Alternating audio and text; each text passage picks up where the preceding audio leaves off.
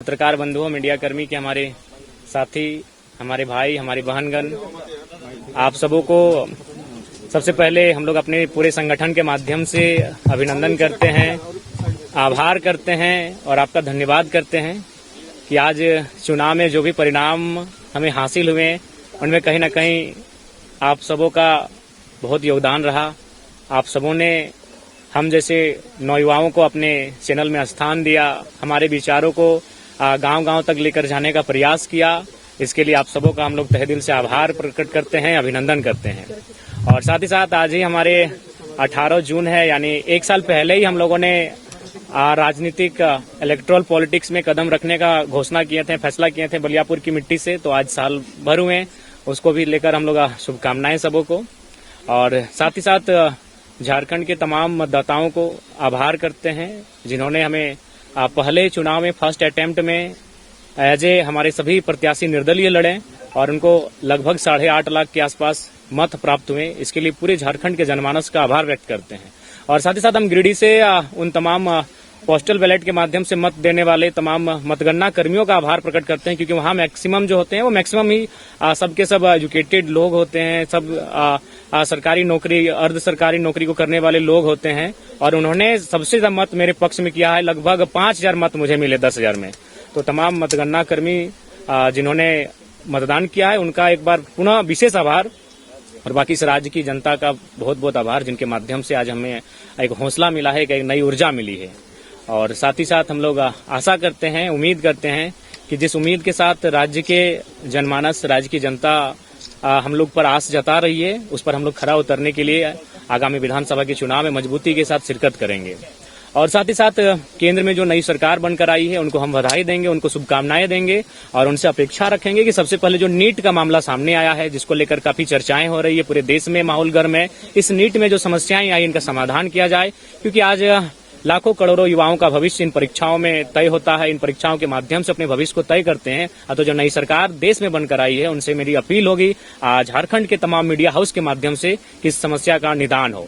और साथ ही साथ जो भी हमारे प्रत्याशी जीतकर आए हैं, मैं उनसे इस बात की अपील करूंगा कि वो पूर्वाग्रह की राजनीति ना करेंगे, वो किसी बूथ को गिनकर किसी के सहयोग करने की राजनीति ना करेंगे। मैं उनसे ऐसी अपेक्षाएं रखता हूं और इन्हीं शुभकामनाओं के साथ मैं झारखंड के आने वाले विधानसभा चुनाव के लिए तमाम राज्यवासियों को संदेश देना चाहता हूं कि इस बार ऐसे युवाओं का चयन करें जो राज्य के हित के साथ लड़ाई जो चली आ रही है उसको विराम लगाते हुए एक बेहतर नीति बनाई जा सके। आपकी सवाल। तो आप लोग विधानसभा के चुनाव हम लोग प्रयास करेंगे कि बहुमत की सीटों पे लड़े, यानी मान के चलिए हम लोग 8 लोकसभा की सीटों पे चुनाव लड़े थे, तो 8 6 48, शायद चतरा और हजारीबाग में 5-5, यानी 46 सीटें तो हमारे अंडर आ ही रही हैं। तो उन 46 सीटों पे तो लड़ना ही है। उसके बाद हम लोग जमशेदपुर में प्रत्याशी नहीं दिए थे, खूंटी पे नहीं दिए थे, गोड्डा में नहीं दिए थे। तो हमें लगता है इन 3 लोकसभा में हम लोग जाएंगे, वहां हमारे वोटर्स हैं, वहां हमारे कार्यकर्ता हैं। तो हमें लगता है कि 55 के आसपास विधानसभा सीटों पर हम लोग चुनाव लड़ते हुए दिखेंगे। तो क्या आप लोग निर्दलीय लड़ेंगे? नहीं, देखिए दिल्ली इसी क्रम में गए थे। दिल्ली जाने का कार्य डेमोक्रेसी का स्कूल में भी शामिल होना था और चुनाव संबंधित इलेक्शन कमीशन से जानकारियों को भी लेना था। तो हमें लगता है 15 से 25 दिनों के दरमियान हमारी पार्टी का सिंबल भी अलॉटमेंट होने की संभावना बन जाएगी और पार्टी को रजिस्ट्रेशन नंबर भी अलॉटमेंट हो जाएगा। तो पहले इंडियन स्कूल ऑफ डेमोक्रेसी, उसके बाद जेएनयू। जी। इस तरह के व्याख्यान क्या आप थे कि जयराम राष्ट्र बनाना चाहते हैं? देखिए, मेरा उद्देश्य ये रहा कि जिन मंचों में मुझे अवसर मिला, मैंने वहां झारखंड की, मैंने तो आशा किया था कि संसद में झारखंड के विषयों को रखा जाएगा, लेकिन अगर संसद में जाने से हम लोग चूक गए तो कम से कम उन संस्थानों तक हमारे विषय जाने चाहिए जहां देश और राज्य के तमाम मुद्दों पर विचार और विमर्श किया जाता है। तो उसी उद्देश्य के साथ मैंने उन आमंत्रण को स्वीकार किया, चाहे इंडियन स्कूल ऑफ डेमोक्रेसी का मामला हो या फिर जेएनयू का मामला हो। और साथ ही हम लोग वहाँ एग्रीकल्चर यूनिवर्सिटी भी गए थे, वहाँ के भी तमाम रिसर्च स्कॉलर से मिले जहाँ झारखंड के भी युवा हैं। तो वहाँ जाने का उद्देश्य यही था कि हम झारखंड के विषयों को उनसे साझा कर सकें और उन विषयों पर निदान कैसे हो, आने वाले विधानसभा चुनाव में हमारी स्टडी क्या हो, उन विषयों पर बात करने के लिए। राज्य के मुद्दों पर आएंगे। राज्य का सबसे ज्वलंत मुद्दा अभी छात्रों की निराशा है और छात्रों की जो हताशा है वो हमारा एक महत्वपूर्ण मुद्दा रहेगा। हम लोग सरकार में आते हैं तो सबसे पहला हमारा प्राथमिकता जो रहेगा कि इस राज्य में नियमित परीक्षाएं होंगी और फ्री एंड फेयर एग्जाम लिए जाएंगे। अगर उसमें किसी प्रकार की गड़बड़ी होगी तो उसमें उच्च से उच्च पदाधिकारी क्यों ना है, उन्हें बिल्कुल बर्खास्त किया जाएगा। उनके साथ किसी प्रकार की कोताही नहीं बरती जाएगी। जयराम, आप पहली बार लड़े चुनाव, 8 लाख से ज्यादा वोट आपके उम्मीदवारों को मिला है। आजसू पार्टी जो है वो क्या मेरे लिए कोई एक विशेष दल हमारी चुनौती नहीं है, क्योंकि मैंने वहां से वोट लाए जहां से आजसू के अलावा बाकी पार्टियां थे। जैसे मैंने बेरमो से 53,000 वोट गेन किया, वो कांग्रेस की सीट है, पारंपरिक सीट है कांग्रेस की। मैंने टुंडी से भी 60,000 वोट लाए, वो झारखंड मुक्ति मोर्चा की सीट है। मैंने डुमरी से 90,000 वोट लेकर आया हूँ, 90,000 मैंने, वो झारखंड मुक्ति मोर्चा की पारंपरिक सीट है। तो ऐसा नहीं है, किसी एक दल से हमारी लड़ाई नहीं है, हमारी लड़ाई एक विचारधारा की है। और ये जो फिलहाल जो पॉलिटिक्स कर रहे हैं उससे जनता कहीं ना कहीं कट रही है। हाँ, नो डाउट हमें समय लगेगा, लेकिन आने वाले दिनों में झारखंड की पॉलिटिक्स में हम लोग बेहतर स्थिति में होंगे और एक बेहतर क्षेत्रीय पार्टी के रूप में होंगे। अकेले लड़ेंगे आप? जी, फिलहाल हम लोग विधानसभा का चुनाव अकेले लड़ेंगे। बहुत प्रार्थना करना चाहेंगे, आप सभी लोग इंटेलेक्चुअल लोग हैं, एकेडमिक लोग हैं, मीडिया हाउस के लोग, अब इस सवाल से हमें बचने दिया जाए, इस सवाल से हमें रहम किया जाए। 3.5 लाख एक जाति के वोट नहीं है। आप एक एक बूथ को सर्वे कर लीजिए, एक एक गांव, एक एक पंचायत का सर्वे कर लीजिए, 3.5 लाख वोट एक जाति के नहीं है। हाँ, ये सच्चाई है, जो भी बंदा जिसी समुदाय का रहता है उस समुदाय का वोट उसका बेस वोटर होता है। इससे कोई इनकार नहीं कर सकता, ना मैं इनकार कर रहा हूँ। लेकिन 3.5 लाख वोट किसी एक समुदाय के वोट नहीं है। सभी ने मुझे अपार जन समर्थन दिया है। लोकसभा चुनाव में आप रिजर्व सीट पे जरीडी प्रखंड आता है, नहीं, आप भूल कर रहे हैं। जरीडी प्रखंड आता है, जरीडी प्रखंड में एक ही महतो गांव है, वहां से मैंने 17,000 वोट गेन किया है।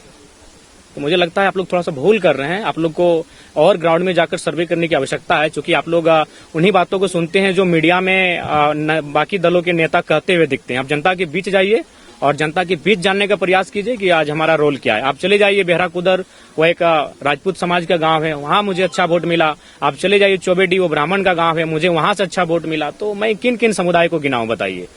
हर एक समुदाय ने मुझे अच्छा मत दिया है। तो इसीलिए कृपया अब कम से कम 2 साल बाद मैं आपसे आग्रह करता हूं कि इस विषय को विराम दीजिए एक जाति का लेकर। आज हम लोग जिन विषयों पे बात कर रहे हैं, ये विषय तो देश स्तर के विषय हैं, ये विषय राज्य स्तर के हैं, और वो नेता हमारे वहां चुप रहते हैं। तो मैं जिन विषयों पर लड़ाई लड़ रहा हूं, जिन विषयों पर मैं रिजल्ट हासिल कर रहा हूं, ये पूरे राज्य के विषय हैं। रिजर्व सीट पे आप लोकसभा चुनाव ने सीटों पे हम लोग चुनाव लड़े। सिंहभूम में हम लोग हो समुदाय के साथ गए, दुमका में हम लोग संथाल समुदाय के साथ गए, और सिंहभूम के हमारे प्रत्याशी लगभग 50,000 वोट लेके आए। 44 के 45,000 वोट था। जहाँ जेएमएम का उम्मीदवार नहीं, ऐसा कुछ नहीं है, ऐसा कोई प्लानिंग नहीं है। हम लोग ये देखें कि हम लोग वोटर्स कहाँ हैं, कहाँ हमारे केडर हैं, जहाँ चुनाव में काम हो सकता है। गोड्डा में भी हमारे थे, लेकिन वहां तक हम लोग पहुंच नहीं पाए, प्रत्याशी नहीं मिल पाया। तो ऐसा नहीं है। हम लोकसभा चुनाव में आप सामान्य वर्ग के कैंडिडेट्स को बहुत ना के बराबर उतारे। देखिए, एक्चुअली देखिए, लोग विधानसभा चुनाव में दिखेंगे निसंदेह। हम लोग गोड्डा के लिए भी प्रीफर किए थे कि उस सीट पर हम लोग सामान्य प्रत्याशी को रखें, लेकिन नहीं प्रत्याशी सामने आया। देखिए, सामान्य वर्ग कहीं ना कहीं थोड़ा सा आज के डेट में भी संपन्न है, तो इसलिए थोड़ा सा लेट लगेगा। उस समुदाय के बीच हमें आने में थोड़ा लेट लगेगा, लेकिन वे भी दिल खोल के तैयार हैं कि ये बच्चे जो आ रहे हैं राजनीति में, उनका स्वागत करेंगे। तो निसंदेह सामान्य वर्ग के लोग भी हमारा स्वागत करेंगे, उनके बीच भी हम लोग जाएंगे। गांडे उपचुनाव भी था, फिर क्यों नहीं लड़े उस पे? चुनाव भी उसी तारीख को था और हम लोग नहीं मैनेज कर पाए, क्योंकि हमारा व्यवस्थित कोई टीम नहीं था, और व्यवस्थित टीम नहीं होने के कारण हम लोग इन चीजों को हैंडल नहीं कर पाए। एक अच्छा मौका था, क्योंकि आपके समर्थक आपको मुख्यमंत्री के तौर पर देंगे। देखिए, मैंने शुरुआत में ही कहा था, यहीं पर मेरा प्रेस कॉन्फ्रेंस था, आपके बीच ही मैंने कहा था कि मैं लोकसभा का चुनाव अपनी मर्जी से लड़ूंगा, और गिरिडीह लोकसभा को मैंने प्रीफर किया था। धनबाद लोगों की मांग थी, लेकिन विधानसभा का चुनाव हम लोग प्रयास करेंगे कि जनता की राय के आधार पर लड़ेंगे। तो फिलहाल तय नहीं हो पाया है, लेकिन उम्मीद है कि यह बहुत जल्द तय हो जाएगा और कि विधानसभा का चुनाव हम कहां से लड़ें। जयराम जी, युवाओं को काफी देखिए, 2018-21 का डिग्री अभी तक नियुक्ति नहीं किया गया है। देखिए, उन सब विषयों पे हम लोग लगातार मुखर होकर बोले हैं। आज हमारे बीच हमारे बड़े भाई देवेंद्र जी बैठे हैं। चुनाव के दौरान इनको लगभग 15 दिन जेल के भीतर रहना पड़ा, तो कारण वही था पेपर लीक का मामला। तो देखिए, जहां तक हम लोग का सामर्थ्य है, जिन विषयों पर हमने देखिए, लड़ाई 2 तरीके से लड़ी जाती है, या तो सदन के भीतर या तो सड़क में धरने के माध्यम से। तो हम लोग अगर सदन में नहीं तो सड़क से तो लड़ाई लड़ ही रहे हैं, सड़क से तो लगातार अपनी आवाज को बुलंद कर रहे हैं। हमारा जो सामर्थ्य है, उन चीजों पर हम लोग कभी पीछे नहीं हटे। हम लोग कभी भी आवाज उठाने से, यहाँ तक आज मेरे ऊपर भी 13 FIR है, एक भी व्यक्तिगत FIR नहीं है। FIR क्यों मिला है? न किसी कंपनी में धरना देने के लिए, किसी को मुआवजा दिलाने के लिए, किसी को नियोजन दिलाने के लिए। तो ऐसा नहीं, हम लोग तो जनता के लिए अपना सर्वस्व निछावर कर चुके हैं। उतना छोड़िए, आज हम लोग घर का दृश्य नहीं जानते कि मेरे घर का दृश्य क्या है। घर में न जाने कितनी प्रकार की घटनाएं घटी, लेकिन हम लोग घर तक नहीं जा पाए, घर तक कदम नहीं रख पाए। हम लोगों ने सब कुछ अपना झारखंड को ही परिवार माना है, झारखंड को ही अपना घर माना है, और पूरे झारखंड वासियों के लिए हमने अपना सर्वस्व निछावर करने का प्रयास किया है। जयराम जी लगातार बोलते हैं कि जो विधानसभा चुनाव है उसमें समय देखिए, सबसे पहले बात मैं आप सबों से भी एक बार आग्रह करूंगा, क्योंकि आप लोग का प्यार मिला, इसके लिए हम लोग हकदार भी थे। क्योंकि झारखंड के माध्यम से हम लोग देश की पॉलिटिक्स को भी एक अच्छा संदेश दिए कि हम लोग बिना पैसे की पॉलिटिक्स किए, तो एक बहुत सुंदर संदेश गया है। आसान नहीं है कि आप बिना पैसे से 8 लाख वोट गेन करते हैं। ये फिलहाल आज के दौर में 21वीं सदी में जिस प्रकार आज देश का माहौल है, उस माहौल में आप 8 लाख वोट बिना पैसा खर्च करके गेन करते हैं, तो ये कहीं ना कहीं बहुत बड़ा संदेश है, एक सकारात्मक संदेश है भारत के लोकतंत्र के लिए। और उस हिसाब से मैं सभी का धन्यवाद देना चाहूंगा। और बिल्कुल हम लोगों ने कहीं भी मैं अगर अपने गिरिडीह लोकसभा की बात करूं तो 2200-2300 के आसपास बूथ हैं, उनमें हमको लगता है 1200 से 1300 के बीच ही हमारे एजेंट बैठ पाए थे। 1000 बूथों पे हमारे एजेंट भी नहीं बैठ पाए थे, लेकिन वहां से हमें अच्छा वोट मिला है। तो एक तो बेहतर संकेत हम लोग दिए हैं। जयराम जी, बीजेपी की ओर से डॉक्टर हेमंत, अगर ऐसी स्थिति आती है तो हम लोग एक रायशुमारी करेंगे, जनता के बीच जाएंगे। जनता के बीच जाने में हमें समय नहीं लगता है, हम लोग ऊर्जावान हैं और जनता से इस राय को लेकर चलेंगे कि भाई आपने हमें मत दिया है, अगर ऐसी नौबत आती है तो जनता की राय से होगा। लेकिन फिलहाल हम लोग चुनाव अपने बूते लड़ेंगे, अपने सामर्थ्य के दम पर लड़ेंगे। चर्चा चल रहा है कि पहला बात ऐसा कोई बात नहीं है। अब देखिए, लोग तो बहुत सारी कहानियां बनाएंगे, बहुत सारे किस्से भी सुनाएंगे आपको, और उन किस्सों से, उन कहानियों से फिलहाल मेरा कोई संबंध नहीं है। इस बात को मैं आज आपके माध्यम से पूरी तरह से निरस्त करता हूं कि जो अखबार के माध्यम से आप लोगों ने पढ़ा, उससे हमारा कोई संबंध नहीं है। इंडियन स्कूल ऑफ डेमोक्रेसी लड़ने वाले आगामी विधानसभा चुनाव में, देखिए, ये जनता की राय है और जनता की राय को स्वीकार करेंगे।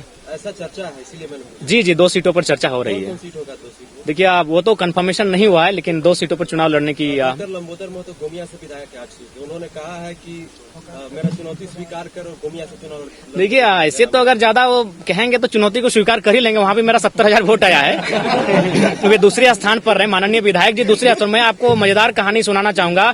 गिरिडीह लोकसभा में माननीय सांसद के जितने प्रतिनिधि हैं, जितने ग्रामीण प्रतिनिधि हैं, आप उनका बूथ चेक कीजिए, बुरी तरह पीटे हैं। माननीय सांसद को देश के प्रधानमंत्री ने बचाया है और उन वोटर्स ने बचाया। उनके जितने प्रतिनिधि हैं, जिन बूथ में मैं अभी जहां रहता हूं, वहां उनका प्रखंड अध्यक्ष है, मेरा 581 वोट है, उनका 50 वोट नहीं है। वो बुरी तरह पीटे हैं। तो अगर डॉक्टर लंबोदर बाबू एक पीएचडी स्कॉलर हैं, एक राज्य की एक ऊंची सेवा को दे चुके हैं, और हम लोग चूंकि युवा हैं, हमारे मुख से त्रुटिपूर्ण बातें कभी निकल सकती है, लेकिन उनको एक सज्जन व्यक्ति हैं। अगर वो इस प्रकार की बच्चों जैसी चुनौतियां दे रहे हैं तो मुझे लगता है थोड़ा सा लिमिट में ही चुनौतियां दें, नहीं तो अगर स्वीकार कर लिए तो फिर दिक्कत उन्हीं को होगी और जोरदार दिक्कत होगी। ढोलू महतो का सवाल, देखिए एक बात सुनिए, ढोलू महतो का विधानसभा बागमारा है, वहां चंद्रप्रकाश चौधरी जी हमसे 40,000 वोट से लीड करते हैं। तो अगर ढोलू को मेरा समर्थन होता तो हम 40 से लीड करते हैं। अगर ढोलू जी का समर्थन हमको होता, हम वहां 40,000 वोट लाएं, बहुत अच्छा लाएं, क्योंकि बागमारा एक शहरी क्षेत्र है प्लस ढोलू का क्षेत्र है, वहां से एक नया लड़का 47,000 वोट लाता है, ये बहुत बड़ी बात है। अगर उनका समर्थन होता तो कम से कम मेरा 70 से 75 होना चाहिए था। चीजों को समझिए, हम वह तीसरे पायदान पर हैं। अतः बागमारा विधायक जो वर्तमान में सांसद बन चुके हैं, उनका कोई संबंध नहीं रहा है। ये एक मीडिया में आया था, लेकिन वो सच्चाई नहीं है। विधानसभा चुनाव में सामान्य वर्गों को क्या टिकट तबका सबके साथ लेकर चलना है। अरे हम लोग बिल्कुल देंगे। आज होश हवास में इतने मीडिया कर्मियों के माध्यम से कह रहे हैं, स्वर्ण वर्ग को भी हम लोग विधानसभा में उतारेंगे, और बाकायदा हम लोग चाहेंगे कि एकेडमिक लोग आए, कुछ पत्रकारिता से भी लोग आए। हम तो शनिवार को ऑफर कर रहे हैं, गोड्डा की किसी एक सीट को चयन करें, अभी 6 महीना का समय है, गोड्डा महागामा पोड़ा हट एक सीट का चयन करें। हम आपके सामने कह रहे हैं, अगर शनिवार एक सीट का चयन करते हैं गोड्डा से, तो हमारे प्रत्याशी होंगे। उम्मीदवार या फिर गैर मैं देखिए, हाँ दीदी संगठन तय करेगी। पहला बात तो उनको हम लोग सांसद मान चुके हैं, तो वे सांसद की तैयारी कर ही रहे हैं। 2029 में निश्चय ही सांसद बनेंगे, लेकिन उसके बावजूद अगर संगठन को लगा कि वे विधानसभा में आने चाहिए, तो संगठन जैसा तय करेगी, संसदीय बोर्ड जो तय करेगी। जो सांसद का चुनाव लड़ेंगे वो विधायक नहीं लड़ेंगे। हाँ, ये हमने इसलिए कहा था कि हम लोग सत्ता के विकेंद्रीकरण की बात कर रहे हैं, नए नए चेहरों की बात कर रहे हैं, तो हम लोग चाहते हैं कि बाकी जो पार्टियां उनसे अलग पॉलिटिक्स करें। तो अगर जरूरत पड़ी उन प्रत्याशियों की, तो हम लोग लेके आएंगे उनको विधानसभा में। जयराम, पहला बात है, बातचीत हुआ उनसे आपकी? नहीं, ऐसा विशेष नहीं। आप झारखंड की विधायक हैं और मिली तो भाई झारखंड से बाहर हैं, तो अपनत्व का भाव है, मिले उनसे, ऐसा बात नहीं है। लेकिन वो उनका भी निमंत्रण था, वो तो वहां जाने के बाद पता चला कि उनको भी निमंत्रण है। पीछे सवाल है हाँ। कि हार गए ये समीक्षा में कारण यही लगा कि इस बार जो देश का माहौल अभी भी इस बार रहा कि हम लोग देखिए, हम लोग वोट अपनी रास्ता कहाँ तैयार कर रहे थे। अगर मैं गिरिडीह लोकसभा की बात करूं तो 3.25 लाख से 3.5 लाख एनडीए वोटर हैं। एनडीए का प्रत्याशी कोई रहे, आपराधिक मामला रहे, वो अच्छा काम करे या ना करे, वो अगर पैरासूट से भी आए, अगर वो कन्याकुमारी और कश्मीर से भी अगर आके गिरिडीह में चुनाव लड़ता तो उसको 3 लाख 3.5 लाख वोट आते ही आते हैं। तो यानी एक वोट आपका था एनडीए का जो 3.5 लाख के आसपास खड़ा हो रहा है। प्रत्याशी से कोई मतलब नहीं, अच्छा है बुरा है, काम करे ना करे कोई मतलब नहीं है। और ठीक उसके उल्टा भी 3 लाख वोट खड़ा है कि हम एनडीए को नहीं देंगे। तो उन 3-3 लाख वोटों के बीच अगर